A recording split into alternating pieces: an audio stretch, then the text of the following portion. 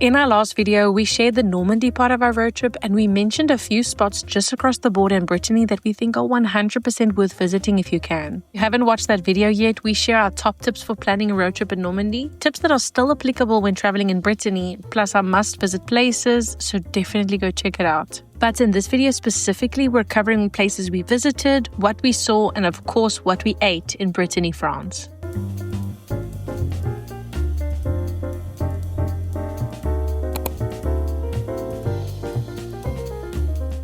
Brittany is in the northwest of France, right next door to Normandy. Like we mentioned, it's known for its Celtic roots, medieval towns, and beautiful coastline. It's also the place to go for crepes and galettes, Dinard, which is this incredible caramelized butter cake that we'll talk about later. And they're really big on salted butter in pretty much everything. If you like good food, history, and fairy tale charm, then we highly suggest adding Brittany to your travel bucket list. Here are the places we suggest visiting, especially if you're road tripping through Normandy like we did, since we're focusing on towns closer to the border and skipping the ones farther out like Vannes, Carnac, or Campe. Vitré felt like stepping into a fairy tale. The town is full of cobblestone streets, old stone houses, and colorful shutters and window trim. And we loved walking around all the streets, but the highlight was the Château de Vitré. It reminded us of a castle a Disney princess would live in, with a moat, a drawbridge, towers, and little details everywhere. Our favorite part was the tiny red door right in the center. Entry is €7, and as far as we could tell, you can only buy tickets at the castle itself, so make sure you don't show up when it's closed. We've put together a free download for you with our favorite French villages. We also added our 3 must-do activities for each one. You can grab it from the blog post linked in the description. Saint-Malo was one of the spots we were most excited about, and it didn't disappoint. Before even walking into the old walled city, we came across a place called Atelier des Crêpes, right where we parked. We were curious, so we went in, and it turned out to be a crepe and galette restaurant and a workshop space where they also sell regional products like cider, salted caramel, and fleur de sel. They also sell ingredients to make crepes and galettes like flour and crepe pans. The place had a clean, modern industrial style, and even though we had to wait about 20 minutes for a table, it was so worth it. We ordered their lunch menu, which includes a galette, savory buckwheat crepe with different fillings, a sweet crepe for dessert, and then you had to choose between cider or apple juice, both produced by Val de France from Brittany, so they're locally sourced and super delicious. The apple juice comes just in a normal glass, but the cider is served traditionally in a bowl, which we thought was really interesting. That's why we ordered it. But we also tried the Kir Breton, which is a cider with blackcurrant flavor. It was amazing. If you prefer sweeter drinks, then definitely order this over the cider that comes with the menu. That one was kind of bitter, but not in a bad way. The food was great, the service was super friendly and professional, a perfect experience overall, so definitely book ahead if you're planning to go.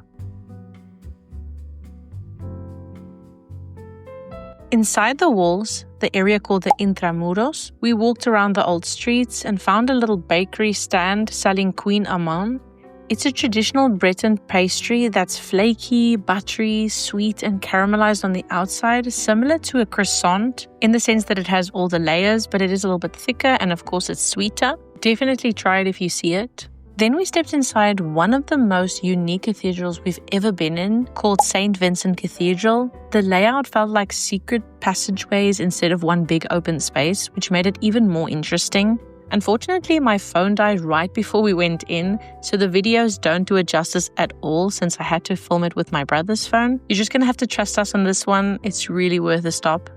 After that, we walked along the top of the city walls for a full loop. You get amazing views of the beach and the port.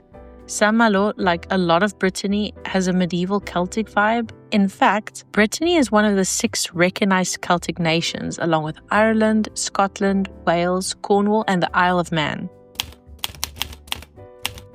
We didn't get to see much of Dinard, unfortunately. The weather was rough, rainy, cold, and windy, so we stayed mostly in the car. But Dinard is just across the bridge for Saint-Malo, and you can even see it from the city walls. If you go, we still recommend driving through the town and walking along the beach if the weather's nice. There are beautiful big houses by the water, and you can tell it would be studying on a sunny day.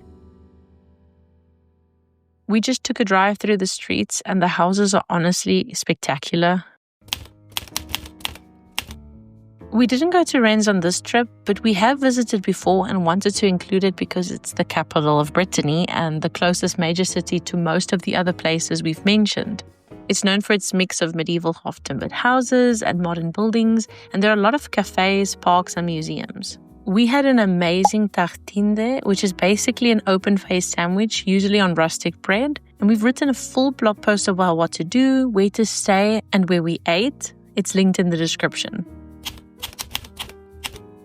Fougères is one of the best preserved medieval towns in Brittany, with cute little squares, vintage shops, and the most beautiful streets. The main highlight here is the Château de Fougères, a 12th century fortress that stood strong through all kinds of invasions during the 100 Years' War. You can visit it for €10, and we've linked the official site in case you want to check it out or book your tickets ahead of time.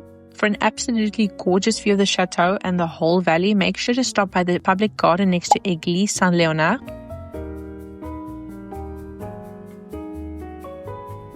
Trust us, you'll be sorry if you miss it.